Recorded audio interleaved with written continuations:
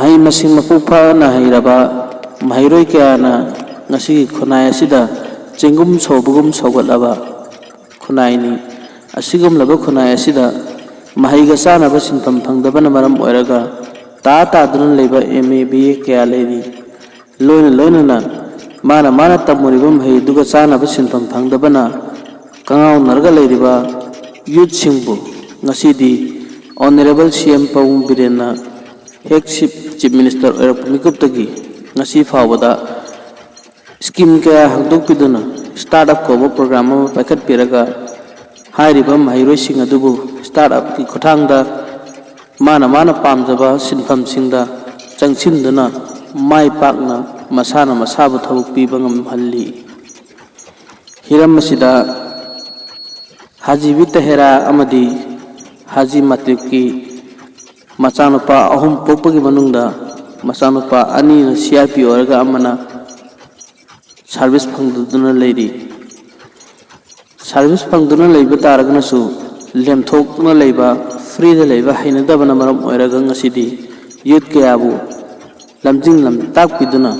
masana masaba thau pijanabagi sinfamda mayon silliba Muhammad Tajuddin Khan ne Tajuddin Khan service tawjarabasu masagi suti hek phangbaga mayumda lakpa matamda anauba nauna thabuk thijariba mahi masing hairaba youth singda matau karamna paisa tanbe agani haibana chingpa kyagi awareness piba tanatana equipment kya thamduna nasidi chauna mai pakpa entrepreneur ama oiri Tajuddin Khan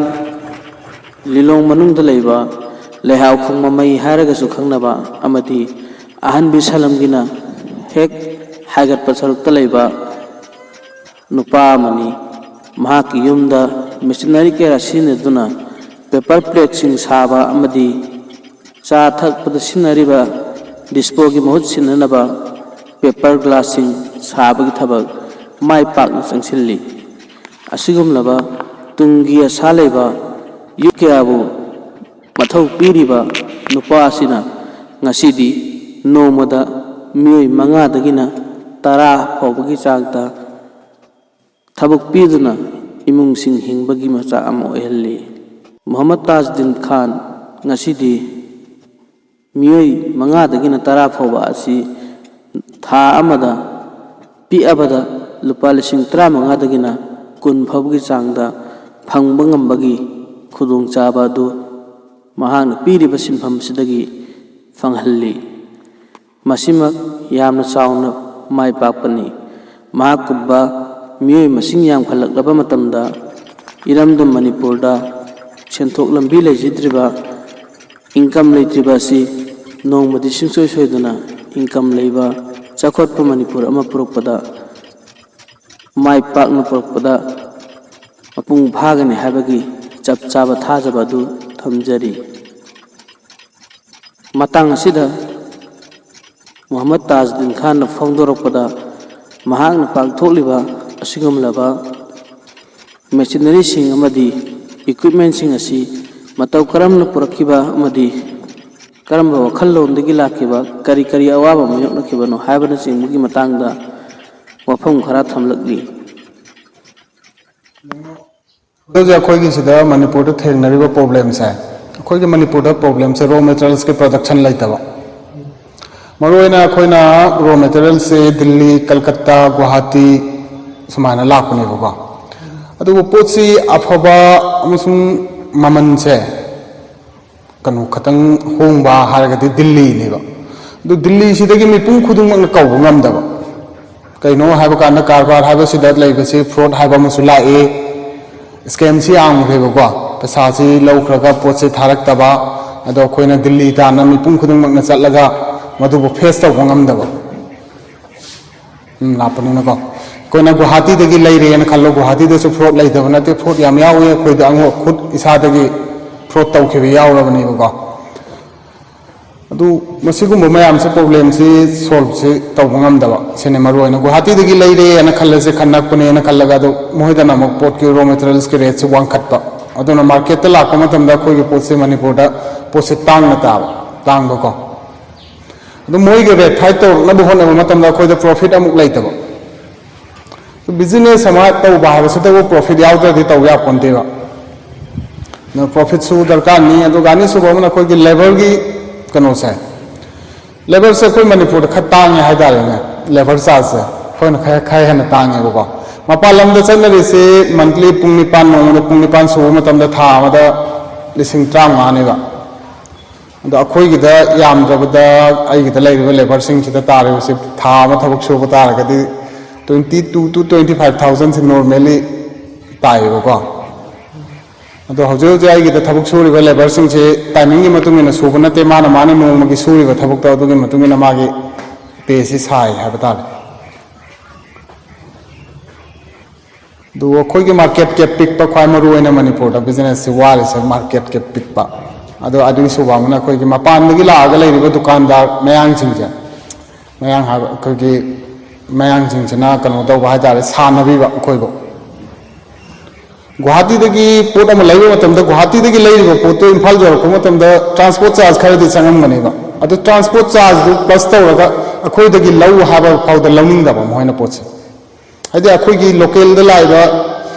business मसा मसा से कनो तौबा पामदबा Moina हिंगतहनबा पामदबा सिने मरु ओइना थेंगरिसे अतैदि थोदोकबा कै हाइने business से मयांगी मतेंग लोनेना मपुंग फाहनबियु हाइबसिने हौजिकि मतमदा मणिपुर सिदा हौगलैबा इंखलैबा नहा सिंसे like लाइसुदा my ओनसिनबगी महत्ता हौजिकानसि ड्रग्स यामना ओनसिलपसे मसिदगी लापथोकपा ngamnaba मी अमा अनिदंग ओरबसु मागी इमुंग मनुंग पहनबा ngamnaba ना खल्लगा बिजनेस से ता खोंग थांखिंजरपने आई सागी ओइनादि सर्विस अमा तौरिबनिना थोदोकपा सगुमसि दरकार लैतबनि अदुबु की मतेंगदगी आइना तौरिबा थबकसिना इमुंग मरीदंग ओरबसु मंगादंग ओरबसु हिंगनबा ngamabdi हाबदुनि मी मरीदंग ओरसु मंगादंग ओरसु थबक पीबा ngamabdi आइना थम्मिबा आइना खल्लुरिबा आइना तौनिंगिबा पोतु मपुंग फाय हाइना खल्लगा थबकसि तौबनि मयामगी मतेंग याम चंगे कारबार से हिंगबदा मयाम पुना मतेंग खर तौमिन्नसेको मेसिनरी पुना पुन मेसिनरी क्या नो दसी माइक कोर्स साउंड क्या मोगे मेसिन अहुम ने हजिक लैसेको मेसिन अहुम से अमना लाख 9 खर चंगिबने युम योरपदा ट्रांसपोर्ट चार्ज यावरगा अमना लाख 13 चंगेको पेपर कप की मेसिन अनि से अमना लाख 9 का खर चंगे समथिंग अमना लाख 13 के समथिंग चंगे अदुगो पेपर प्लेट की मेसिन से अमा लाख अमगा लिसिंग यांखै गुम चंगने युम योरप मतमदा अदु मोहिगी रो मटेरियल्स ने याम तांगी से सिदा लैरे अमाउंट से इसम जम 140 ml की रो मटेरियल से अमुक्तंग लाख मतमदा अखोगी केजी लिसिंग अनि लाय हादार केजी लिसिंग अनि लाख हाबसे लाख अनि मखाइदगिना अहुम फौगे चंगेबको अदो अखोइना लम लापना आइगी पोसी दिल्ली दगी लाखनिना पोट अमा मुक थुंगरबा मतुंगा नेक्स्ट ऑर्डर तौदबा यादबा कइनो ट्रांसपोर्ट तसु निमित 3 दि चंगे हाबा अखोइ इम्फाल जसिलको मतमदा 15 डेज ट्रांसपोर्ट चार्ज टाइमिंग से मतम याम चंगे अदुना इसम नामना तन मरी की पैसा लेगदबा नो मेसिन अममदा पेपर कप अनि से कम से कम लाख 3 की रॉ मटेरियल संगे हादारे लैबे दरकार लैबा दो दे 12 लाख असिदा तुम संग्रह अदुगा कोगी पेपर प्लेट की याम उनते द लाख अमन सोदम मेसिन से की मतलब लाख अम के पेपर लबो मतम याम कुमना चलाइबे याबा बिजनेस मखला मन याम ngade yam ba do koi kutula aga wari sana ko ko bi ngale daga tere doi aro bo yam gi minga da fam de ni pai ma da bi ram le fam su miyam ngun na bi ko fam da aga lai me la pa ma apa ma de gana ni yam gi sa la ngun na bi da mata yam sigi di piel hai tare ana tang bi ram ha ai gi ming tajuddin laifamna lilong yang bi lai kai ahan bi salam mathak अदुगा अतोपा अमहारगना लेहाव खोंग ममई हारगसु अदुम खंगनबा यारे आइगी बाबा के Ming Haji Abdul मतलिब mother name इमा के Ming सिनगो हाजी B तहिरा B अदुगा आइगी mobile number न 7005399950 आइगी सनफम से man से आई CRPF त लेबने constable ने हौजे हौजे छुट्टी द लाखोसिदा मोइगी आइगी अंगांग अमले अंगांग की मतेंग सि सुम तौने बिजनेस से अंगांग अखोइगी सानो पापा अमलेरी माने यंगसिन मने को बिजनेस है चप माने को हेना अना ngam थकता खुदों चाब पीनब होनाजगे टीवी की खुदांग लाइव खुदिंगमकु मयामदगे खरा तंग ओरबसु तारगा पीनब होनाजगे ठीक है हम नुंगाजरे